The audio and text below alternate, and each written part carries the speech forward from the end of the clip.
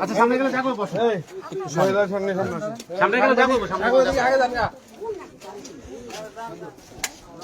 দেখতে পাচ্ছেন যে আজ সকালে ফতুল্লার যে উত্তর শিয়াচুর তক্কার মাঠ এলাকায় যে অজ্ঞাত ব্যক্তির লাশ উদ্ধার হয়, পরবর্তীতে আইন শৃঙ্খলা বাহিনী নড়ে চড়ে বসলে সেই লাশের পরিচয় শনাক্তে তারা তৎপর হয়। অতঃপর সেই পরিচয় শনাক্ত হয়। মৃতদেহটি সদর উপজেলার নারায়ণগঞ্জ সদর উপজেলার নন্দলালপুর নাককাটার বাড়ি এলাকার ফতুল্লা থানাধীন নাককাটার বাড়ি এলাকার নয়ন 55, যার বয়স, তার পিতা হচ্ছে মোহাম্মদ সালাম।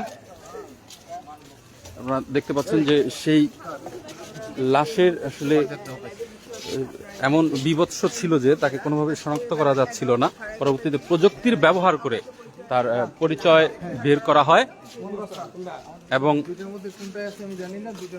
সেই হত্যাকাণ্ডের কারণ এবং দ্বিখণ্ডিত যে পা, সেই দ্বিখণ্ডিত পা এবং হত্যাকাণ্ডের কারণ কিন্তু রহস্য উদ্ঘাটন করতেই কিন্তু ফতুল্লা থানা পুলিশ তাদের যে কার্যক্রম, সেই কার্যক্রম পরিচালনা করে দিনব্যাপী।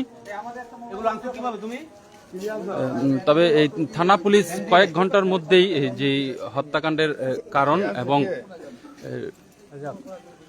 এই ঘটনার সাথে জড়িত, প্রাথমিকভাবে ঘটনার সাথে জড়িত বলে যেটি পুলিশ জানতে পেরেছে, জানিয়েছে যে 5 জনকে, নারী পুরুষ সহ যে 5 জনকে তারা আটক করে, পুলিশ হেফাজতে নেয় এবং তারা জিজ্ঞাসাবাদে আসলে জানান যে লাশের যে বিচ্ছিন্ন পা, সেই পা পিলখুনি যে প্রাইমারি স্কুল আছে, পিলখুনি সরকারি প্রাথমিক বিদ্যালয়, সেই পিলখুনি সরকারি প্রাথমিক বিদ্যালয়ের যেই পশ্চিম পাশের একটি পরিত্যক্ত জায়গা, আসলে আপনারা দেখতে পাচ্ছেন যে এখানে বস্তাবন্দি রয়েছে, এখনো খোলা হয়নি। আপনারা দেখতে পাচ্ছেন যে খুলে দেখো, হয়তো খোলার পরেই সেই বস্তা খোলার পরে হয়তো জানা যাবে যে আসলে কি রয়েছে এই বস্তায়। আসলে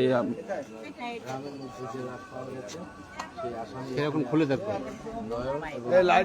দেখতে পাচ্ছেন যে নয়নের যে দ্বিতীয় স্ত্রী, আসলে যে সাবিনা, সে এখানে উপস্থিত